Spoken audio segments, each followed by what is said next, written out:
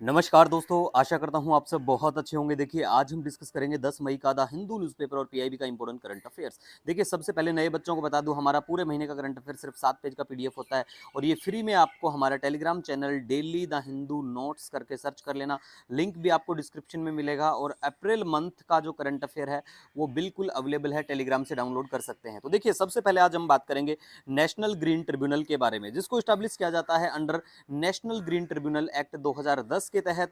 और इसकी जो प्रिंसिपल बेंच है वो नई दिल्ली में है और दूसरा देखिए और भी जगह इसकी सिटिंग होती है, जैसे भोपाल, पुणे, कोलकाता और चेन्नई में। ठीक है, ये जो ट्रिब्यूनल है इसमें चेयरपर्सन देखने को मिलेगा, जुडिशियल मेंबर देखने को मिलेंगे और एक्सपर्ट मेंबर भी यहाँ देखने को मिलते हैं। ठीक है, और इनका जो टर्म है 5 साल के लिए होता है और नॉट री अपॉइंटेड, एलिजिबल नहीं है री अपॉइंटमेंट के लिए, तो ये आपको ध्यान में रखना है। दूसरा देखिए, बिल्कुल आपको याद रखना है कि इसके पास एपलेट जुरिस्डिक्शन होती हैं, मतलब ये अपील्स को एज ए हियर कर सकते हैं एज ए कोर्ट के तौर पे। ठीक है, दूसरा हम यहाँ बात करेंगे चेयरपर्सन जो है इसके अपॉइंट किए जाते हैं सेंट्रल गवर्नमेंट के द्वारा consultation with the chief justice of India के साथ में।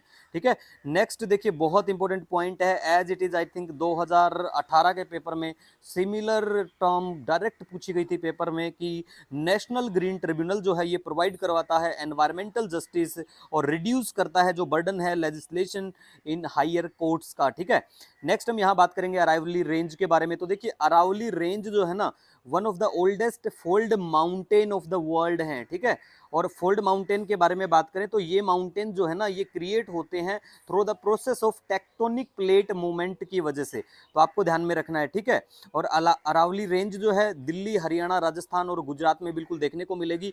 हाईएस्ट इसकी जो पीक है वो गुरु शिखर है, जिसकी हाइट के बारे में बात करें तो यहाँ पे मीटर में है और ये फिट में है, तो याद रख लेना। अगर आप बिलोंग करते हैं किसी भी राज्य जैसे हरियाणा, राजस्थान, गुजरात से, जहाँ पे ये रेंज होकर गुजरती है, तो बिल्कुल आपको पता होना चाहिए। और यहाँ से इस रेंज को पास करती हैं, इस रेंज में से ये जो रेंज है यहाँ पे, इससे रिवर जो पास करती हैं, बानस है, साहिबी है और लूनी रिवर है, ये दोनों यमुना की बिल्कुल ट्रिब्यूटरियां हैं और लूनी गुजरात में देखने को मिलेगी आपको। ठीक है, और अरावली रेंज जो है वो रिच है कॉपर, जिंक, लेड, मार्बल के लिए। ठीक है, नेक्स्ट बात करेंगे हम यहाँ पे फ्लीट के बारे में। ये क्या है, एक नया वेरिएंट है, कोविड-19 का भी देखने को मिला है यूके में। ठीक है, भारत में अभी नहीं देखने को मिला, तो कोई संभावना बिल्कुल हो सकती है, ऐसे तो कहीं भी कुछ भी वेरिएंट फैल सकता है। ठीक है, नेक्स्ट हम बात करेंगे, बहुत इंपॉर्टेंट है, अगर हम बात करें, देखिए 2020 में भी पूछा गया है ये वाला सेम सिमिलर स्टील इंडस्ट्री के बारे में, और आई थिंक 2014 के प्रीलिम्स में भी पूछा गया था स्टील इंडस्ट्री से क्वेश्चन। तो आपको पता होना चाहिए कि स्टील इंडस्ट्री ऑफ इंडिया के बारे में बेसिक चीजें, जैसे देखिए आई थिंक 2014 में जो पूछा गया था कि भाई जो पोल्यूटेंट है